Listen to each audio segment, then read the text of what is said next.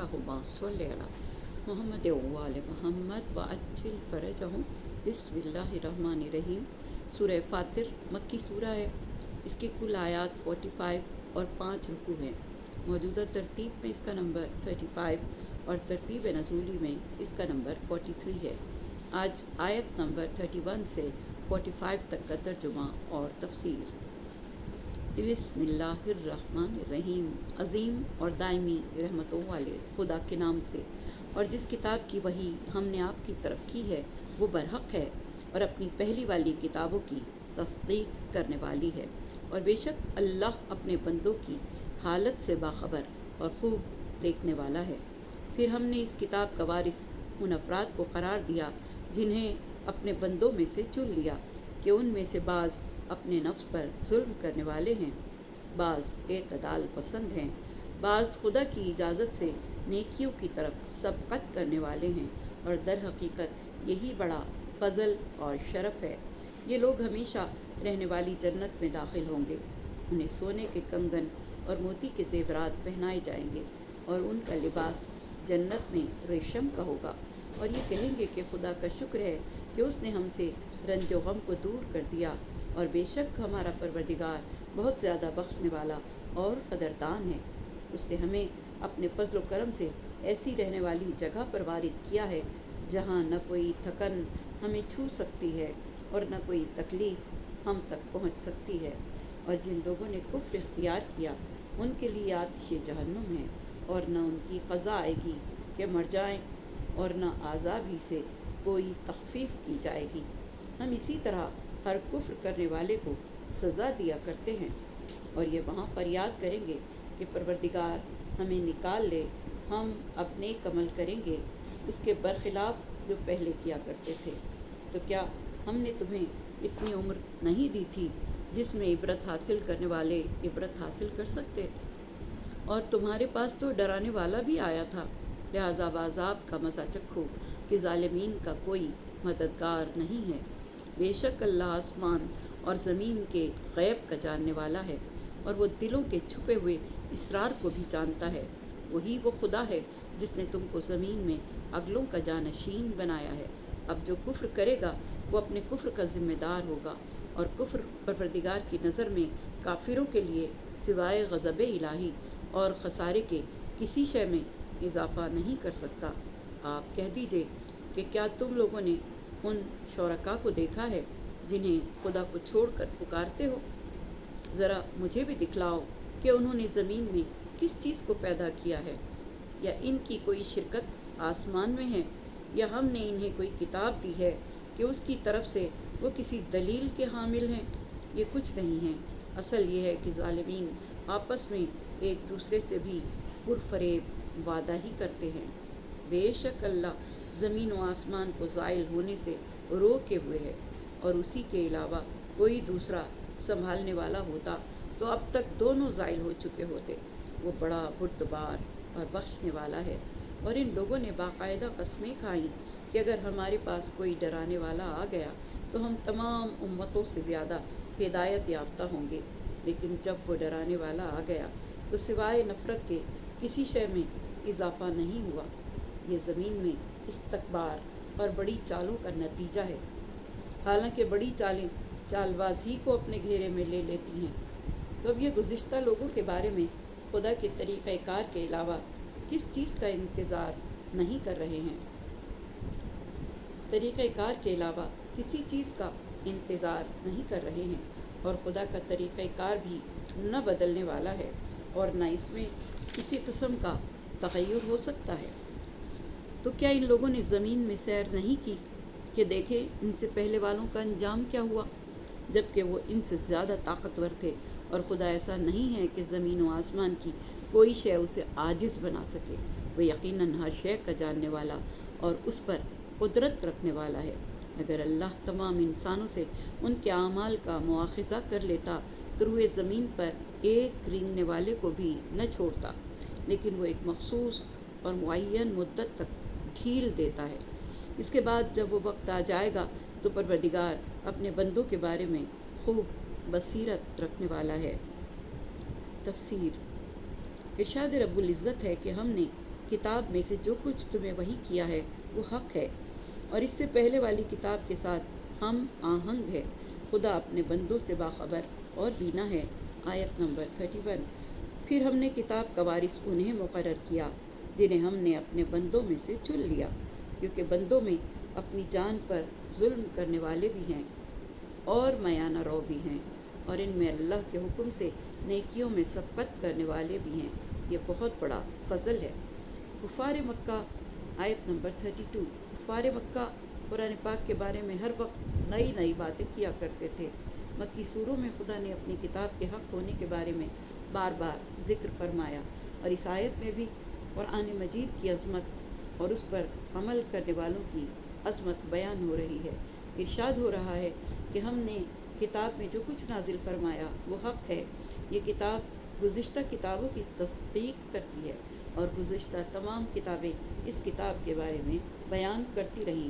حق کے معنی ہے ایسی چیز جو واقع کے مطابق درست ہو۔ یہ قرآن خود بھی حق کے ساتھ نازل ہوا، اور جو کچھ اس میں بیان ہوا وہ بھی لا ریب ہے۔ حق کا تعارف نور، برہان، فرقان کے نام سے بھی کروایا گیا۔ وہ چیز جو حکمت کی بنیاد پر ایجاد ہوتی ہے وہ حق کہلاتی ہے۔ سورہ یونس کی آیت نمبر 50 میں ارشاد پروردگار دو عالم ہو رہا ہے کہ خدا نے ان موجودات کو یعنی چاند، سورج، ستاروں کو حق کے سوا پیدا نہیں کیا۔ وہ عقائد بھی حق کہلاتے ہیں جو حق کے مطابق ہوں اور درست چیز کی طرف اشارہ کرتے ہوں۔ مصدقا لما بین یدی کا جملہ اس کتاب آسمانی کی صداقت کی دوسری دلیل ہے، کیونکہ وہ ایسی نشانیوں کے ساتھ ہم آہنگ ہے جو گزشتہ کتابوں میں اس کے بارے میں اور اس کے لانے والے کے بارے میں آئی ہیں۔ ان اللہ بعبادہ لخبیر بصیر کا جملہ قرآن کی حقانیت کی دلیل ہے، کیونکہ یہ خدا کی طرف سے نازل ہوا ہے جو اپنے بندوں کو اچھی طرح سے پہچانتا ہے۔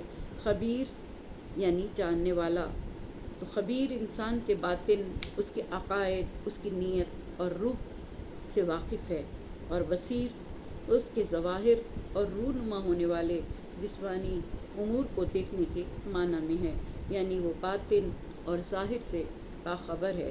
وہ جانتا ہے کہ تمہارے ارادے کیا ہیں، تمہارا یقین اور اعتماد کیا ہے، اور یہ بھی جانتا ہے کہ تم کیا عمل کر رہے ہو۔ پھر اس عظمت والی کتاب کی وراثت کا ذکر کرتے ہوئے ارشاد رب العزت ہو رہا ہے کہ ہم نے اپنے بندوں میں سے خاص ان کو قرآن کا وارث بنایا ہے جنہیں اہل سمجھ کر ہم نے منتخب کیا ہے، کیونکہ بندوں میں کچھ تو نافرمانی کر کے اپنی جان پر ستم ڈھاتے ہیں، کچھ ان میں سے نیکی اور بدی کے درمیان ہیں۔ ان میں کچھ نیکیوں میں اوروں سے سبقت لے گئے ہیں بإذن خدا، اور یہی سبقت خدا کا سب سے بڑا فضل اور کرم ہے۔ امام محمد باقر علیہ السلام سے ثم اورثنا الکتاب الذی اصطفینا کی آیت کے متعلق پوچھا گیا کہ کیا اس سے اولاد فاطمہ زہرا مراد ہے؟ تو آپ علیہ السلام نے فرمایا کہ جو کچھ تم سمجھ رہے ہو ایسا نہیں ہے۔ اس آیت میں وہ شخص شامل نہیں ہے جو تلوار اٹھا کر مخالفت قرآن کی دعوت دے۔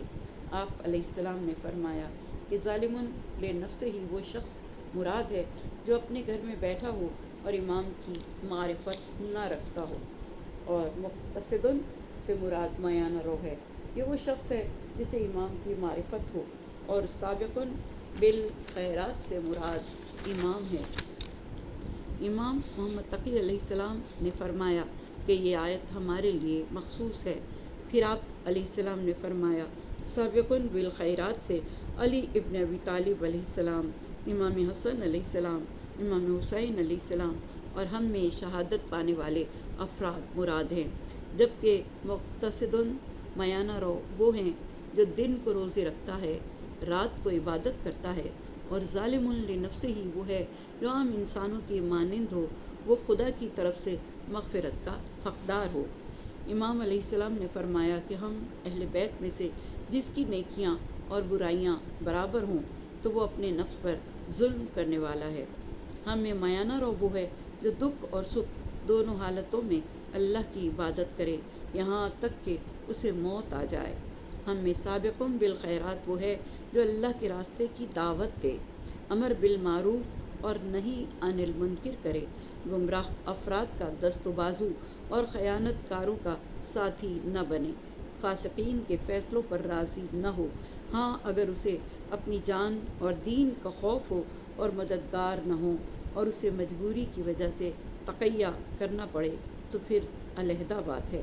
حضور اکرم صلی اللہ علیہ وآلہ وسلم نے اس آیت کے ضمن میں فرمایا کہ سابق کسی حساب کے بغیر جنت میں چلا جائے گا اور مقتصدن میانہ رو کا معمولی سا حساب ہوگا اور وہ بھی جنت میں چلا جائے گا۔